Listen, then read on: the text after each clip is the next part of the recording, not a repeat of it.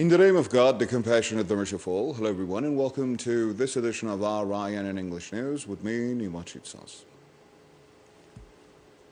Leader of the Islamic Revolution, Ayatollah Sayyid Ali Khamenei, in a message congratulated the May 1st Iran's Teachers' Day.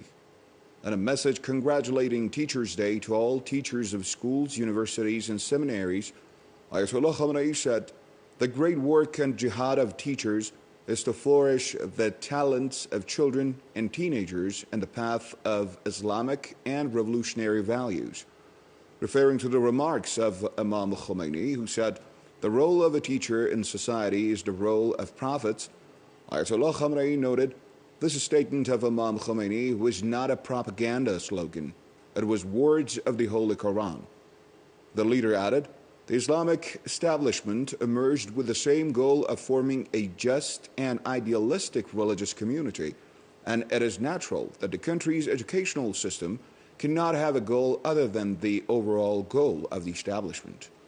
He added, "Children, teenagers, and young people in the Islamic country are learning to develop and realize their potential for the transcendent national values, namely Islamic and revolutionary values."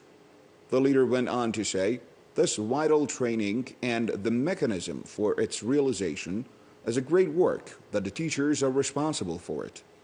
The leader said, "The young generation that is being raised in this direction is a great valuable wealth that no other phenomenon is comparable with it.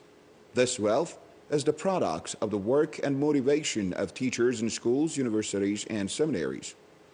The 12th day of Urdi-Behesh, the second month on the Iranian calendar, which fell on May 1st this year, has been designated as Teachers' Day in Iran to commemorate the martyrdom of Ayatollah Murtaza Mutahhari, an Iranian cleric, philosopher, lecturer, and politician.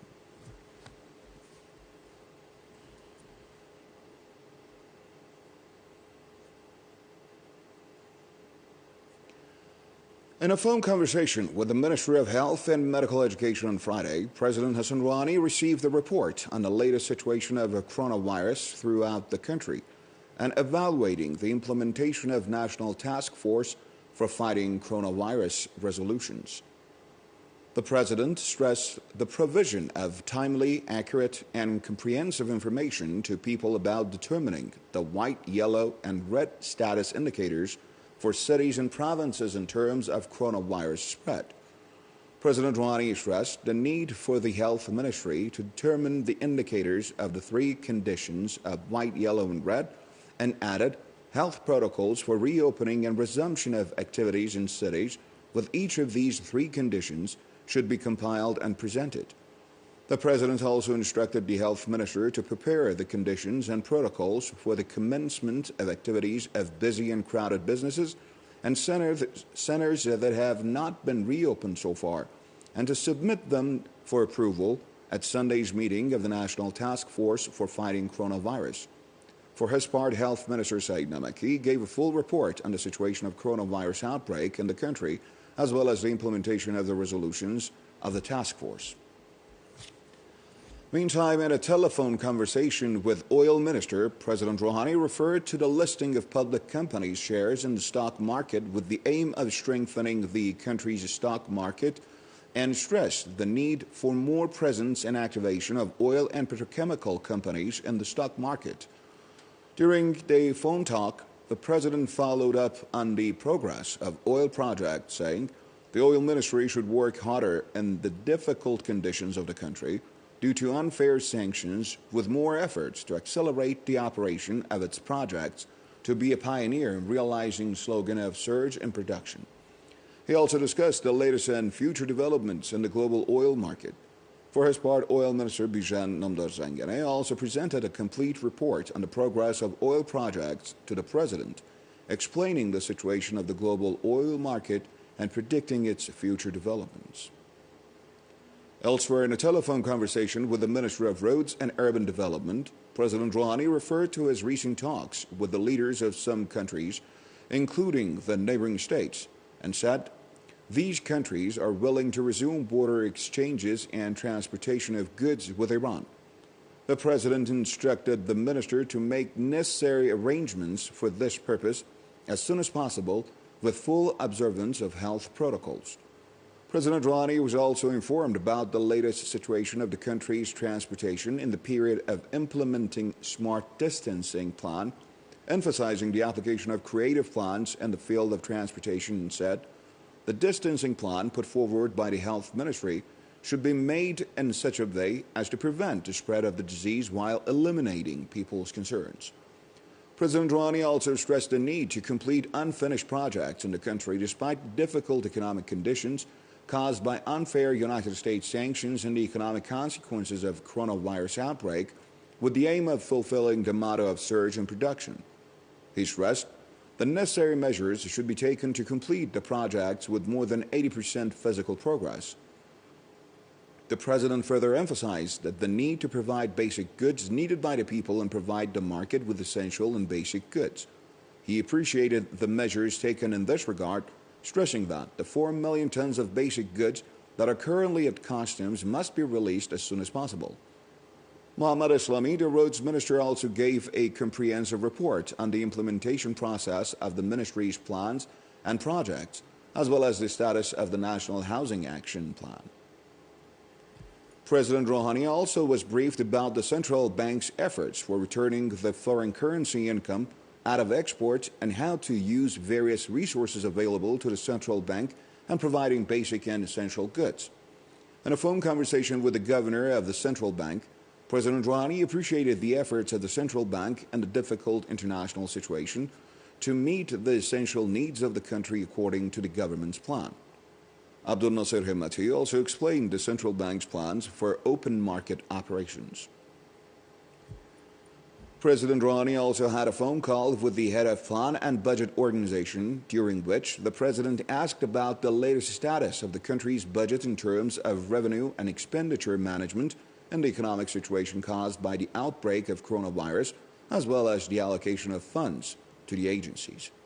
President Rouhani referred to the current economic situation in the country as a result of the outbreak of coronavirus and its effects and economic consequences in the post-coronavirus period, instructing the PBO head to prepare a complete report to be presented at Saturday's meeting of the Supreme Council of Economic Coordination.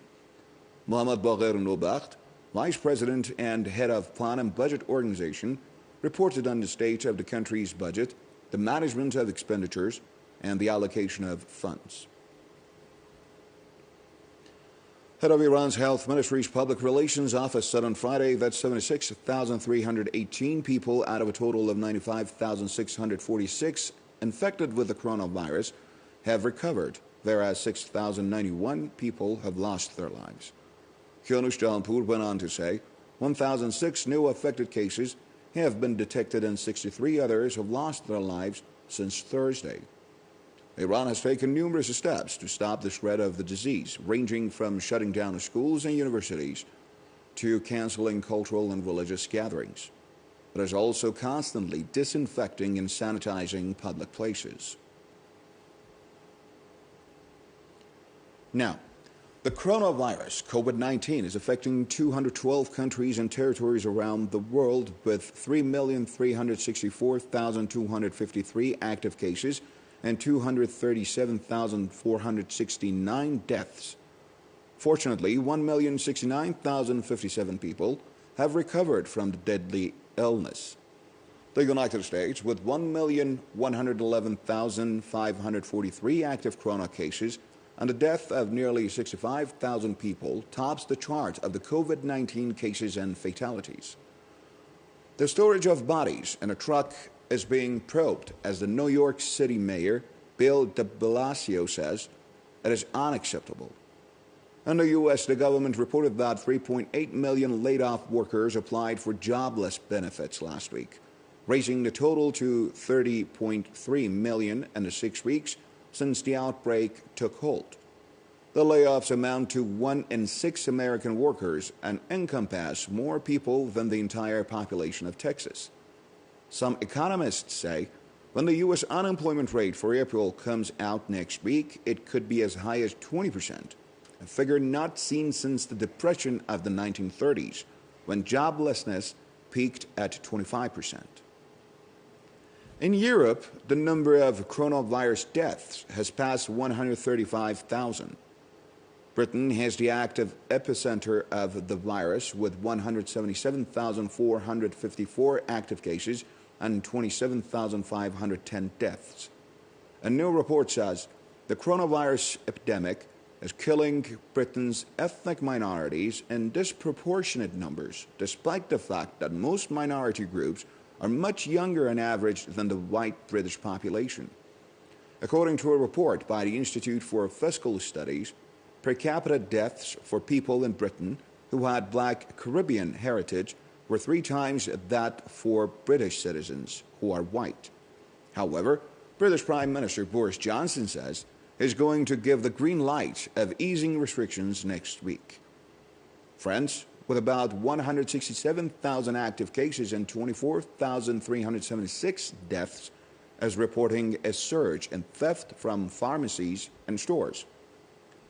Switzerland, with a population of 8.5 million, has nearly 30,000 active corona cases and 1,749 deaths. Swiss government is going to lift corona bans in order to reduce economic loss caused by the virus. Meantime, Turkey has quarantined 29,000 suspicious corona cases in students' dormitories. Turkey has over 122,000 cases with 3,258 deaths. And in Russia, the COVID-19 has infected the Prime Minister Mikhail Mishustin. With 8,000 more cases on Friday, Russia has 114,431 active cases and 1,169 deaths. The chief prosecutor of the International Criminal Court, that is the ICC, Fatou Bensouda, has reiterated her position, affirming the state of Palestine, granting the court's jurisdiction to probe Zionist regime war crimes against Palestinians. In a 60 document published on Thursday, Bensouda wrote, "The prosecution has carefully considered the observation of the participants and remains of the view that the court has jurisdiction over the occupied Palestinian territory."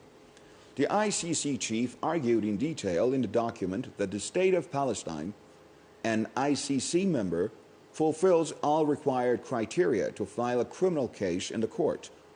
The announcement was welcomed later in the day by the Palestine Liberation Organization. It said in a statement, "We trust that the facts of this issue will prevail and that the long-awaited investigation into war crimes committed in the territory of the state of Palestine will soon be launched." Zionist regime's energy minister, Yoval Steinitz, who has been appointed by the Zionist regime to handle the ICC file, disregarded the ruling as being influenced by pro-Palestinian groups such as the global boycott, divestment, and sanctions movement. And on that note, we come to a wrap of this edition. Goodbye.